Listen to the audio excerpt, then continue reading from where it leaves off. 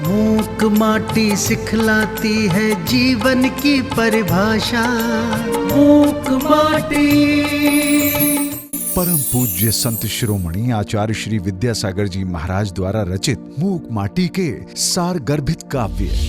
इस पर्याय की इति कब होगी, इस काया की च्युति कब होगी, बता दो माँ इसे, इसका जीवन यह उन्नत होगा या नहीं, अनगिन गुणों पाकर अवनत होगा या नहीं, कुछ उपाय करो माँ, कुछ उपाय हरो माँ। इस पर्याय की इति कब होगी, इस काया की च्युति कब होगी, बता दो माँ इसे। बहुत सुंदर। इति मतलब अंत और च्युति मतलब छोड़ना, काया छूटना।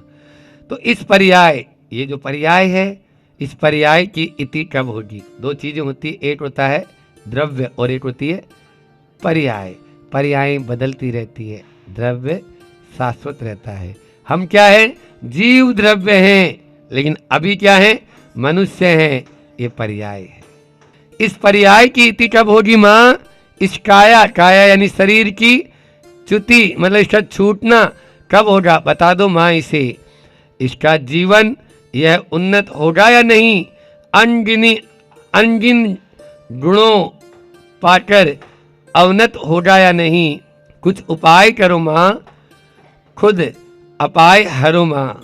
अनेक गुणों को पाकर अवनत होगा या नहीं, कुछ उपाय करो माँ। आप माँ कुछ उपाय करो, खुद अपाय हरो माँ, खुद ही आप कोई अपाय हरो। अपाय का मतलब होता है, एक होता है ना विपाक विचय और एक होता है अपाय विचय, है ना। तो विपाक का मतलब होता है कर्म का जो विपाक हमने बांधा है, और अपाय का मतलब होता है जो हमने कर्म बांधा था उसका विपाक होता है। तो पहले अपाय होता है, अपन ने जो बांध रखे कर्म है ना उनका चिंतन, और जब वो उदय में आते हैं तो उसका विपाक हो जाता है। विपाक को अनुभव, वो हमें अनुभव करके जाते हैं। तो अपाय का मतलब है हम जो बांधे हुए हैं तो उन कर्मों को, तो हे माँ मेरे उन सारे कर्मों को जो बांधे कर्म हैं उनको आप हरो माँ। मूक माटी। मूक माटी व्याख्याकार, तरुणाई के प्रखर वक्ता, आचार्य श्री के सुयोग्य शिष्य परम पूज्य मुनि श्री 108 संधान सागर जी महाराज।